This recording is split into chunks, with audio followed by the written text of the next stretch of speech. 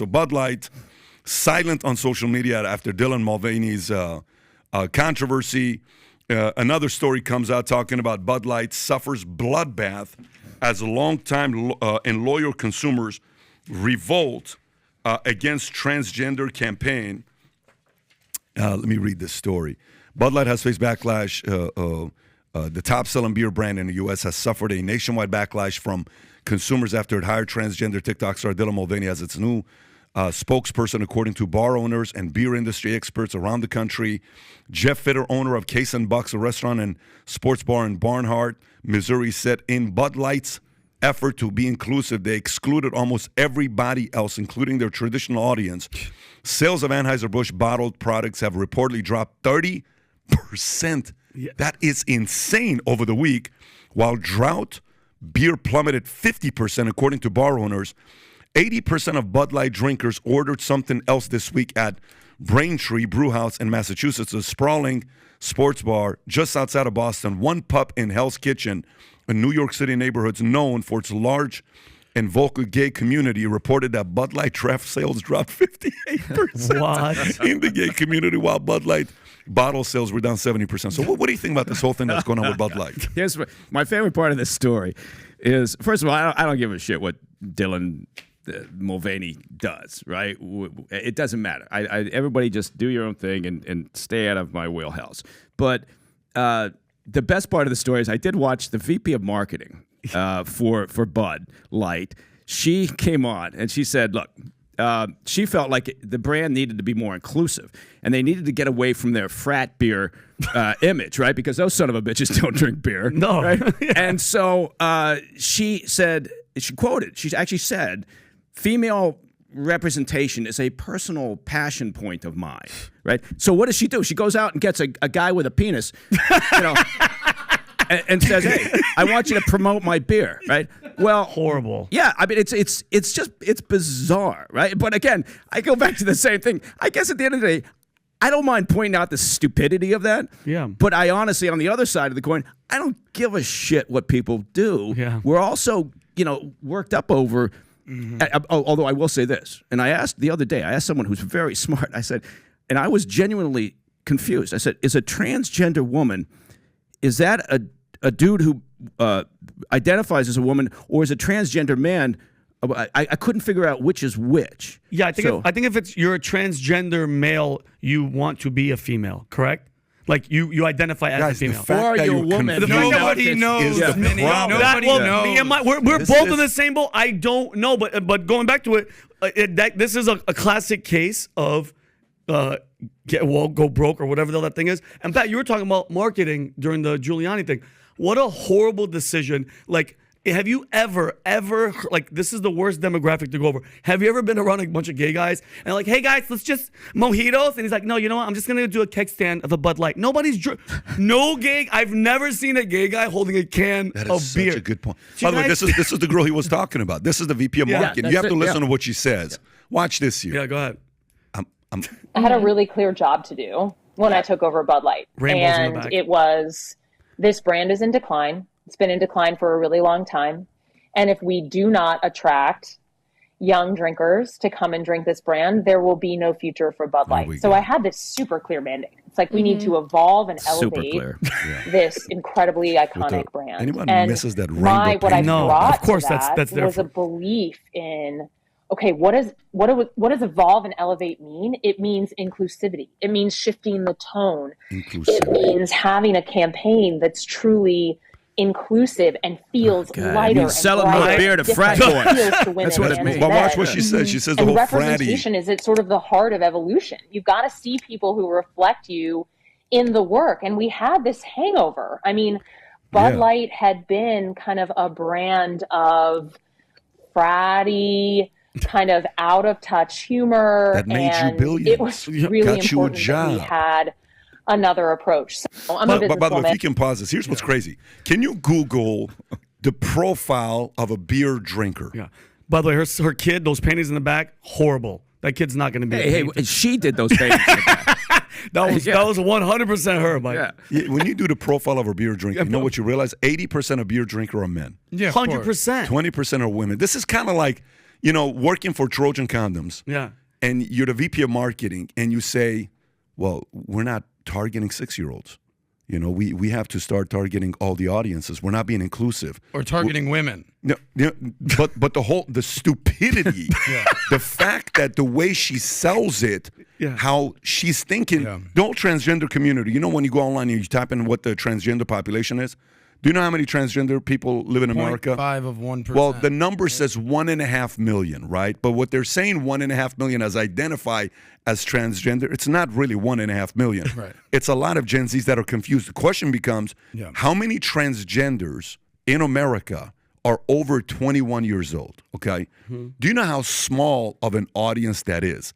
And you're trying to target that audience, and you go away from your beer drinkers, and now you lose 30% in a week? $4 billion. She's not going to be working there. That decision should cost her job. But you know what'd be funny, though? The commercials, Mike. I want, like, the hell with the Dylan Mulvaney commercial.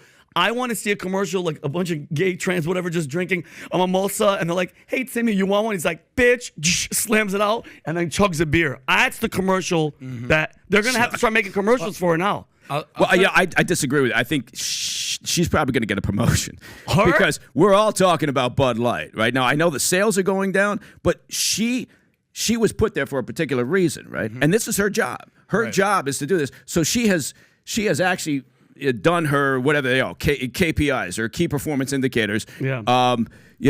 That's what she was put in place to do.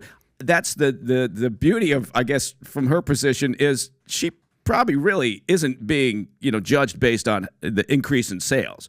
She's just got this narrow swim lane that she has to stay in, which is, are you being inclusive? Are you performing this mandate that we brought you in for? And she's probably got some additional tack on there, which is VP marketing and inclusivity or something along those lines. I'll tell you what, I'm so glad we actually played that video from the VP of marketing, because there's somebody that we can kind of point a finger to and say, all right, that's the person. Because picture this.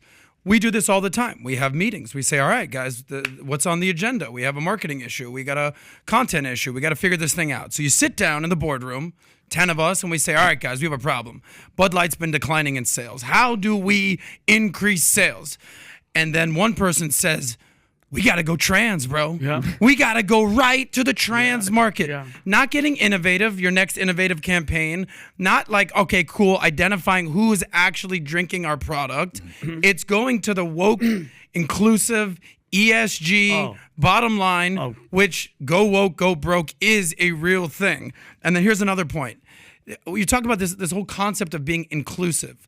When you're being inclusive to the point of just sort of virtue signaling, just the point of your being exclusive, who you're excluding? Your whole fucking base of people that basically got you to this point. Yep. So it's so ridiculous to me. Like Mike said, I don't have a problem with Dylan Mulvaney. I don't give two shits. Do your thing, buddy. Yeah. But when you start trying to indoctrinate the rest of us to be like, hey, think this way. Yeah. Right. Now, this isn't the first time that we've had a hot water. Bud Light's the latest. A month ago for International Women's Day, it was Hershey's. She basically had a transgender woman as the face of Hershey's.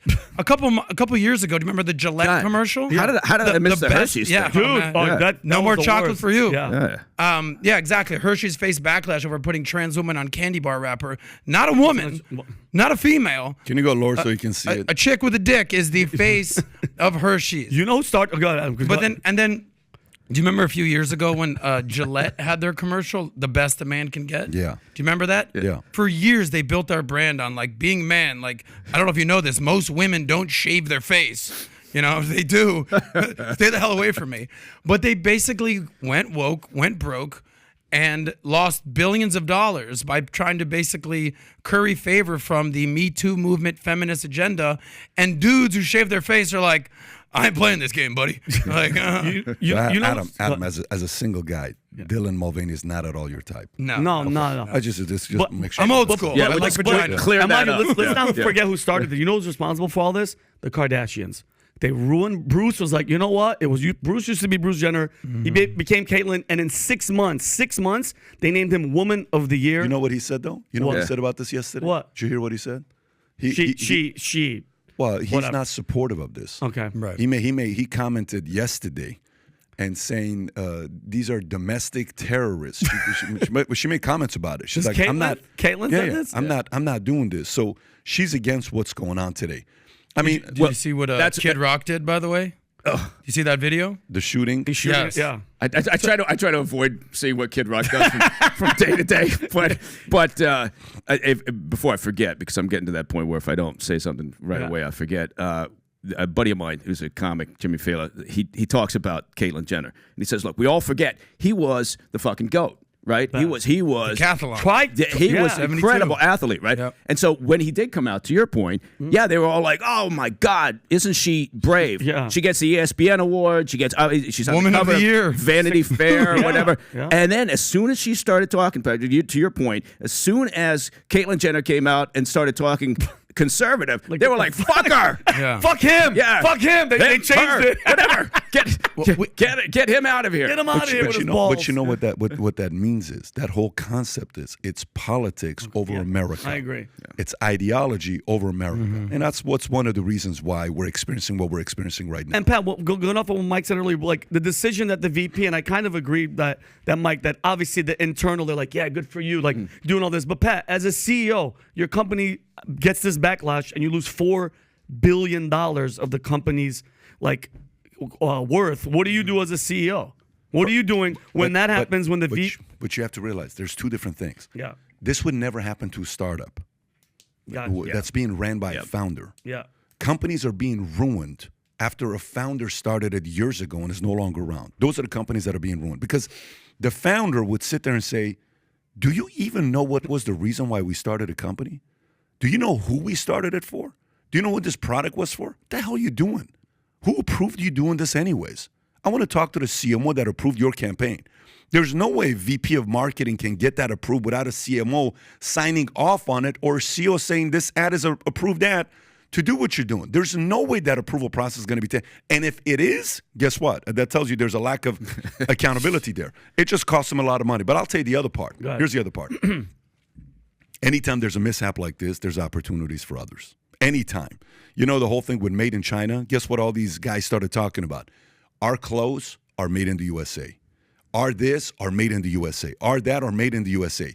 You know how many breweries right now are sitting there going using this as an advertisement? The most creative one is going to be the one that's going to get market share the next 3, 6, 12, 24 months. You're going to see.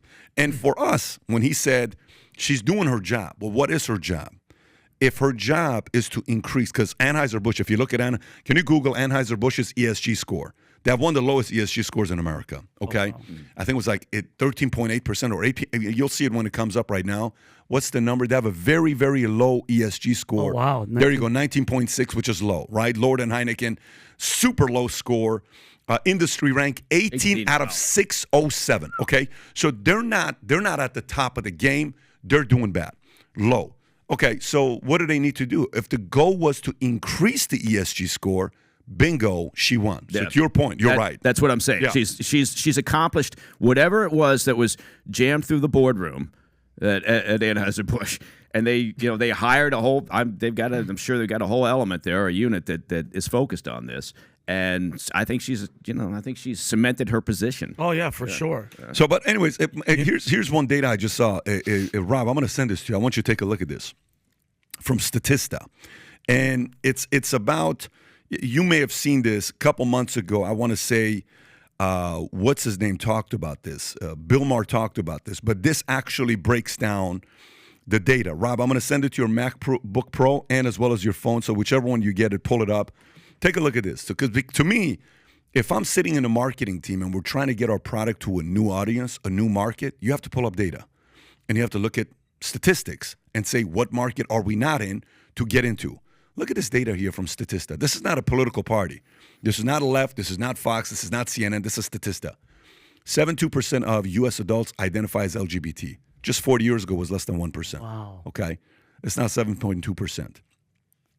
And then if you go by 2014, where it was, okay, yellow is millennials. Gen Zs didn't exist yet.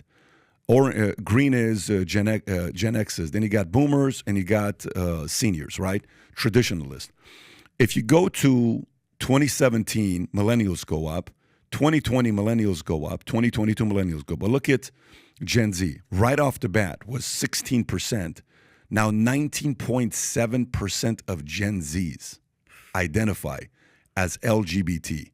That's 1 in 5, Vinny. One in 5. Freaking crazy. So now people say, no one's grooming. What are you talking about grooming? What do you mean? They're just natural. Yeah. They're choosing on who they want to be. This is their choice. No, this statistics tells a story of what's going on. Yep. And there's a reason why a lot of parents are worried. So if you like this clip and you want to watch another one, click right here. And if you want to watch the entire podcast, click right here.